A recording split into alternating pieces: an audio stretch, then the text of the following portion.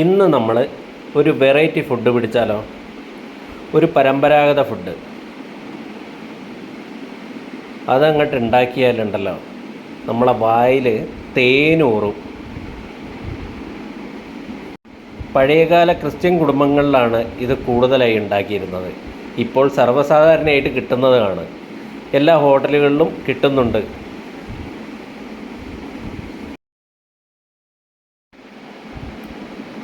ഇതാണ് പിടി.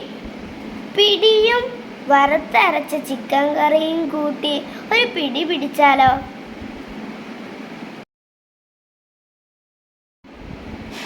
പിടി ഇലേൻ്റെ മേലിലേക്ക് ഇട്ടു, അതിൻ്റെ മേലിലേക്ക് ചിക്കൻ കറിയും ഇട്ടു. ഇനി നമുക്കൊരു പിടി പിടിച്ചാലോ?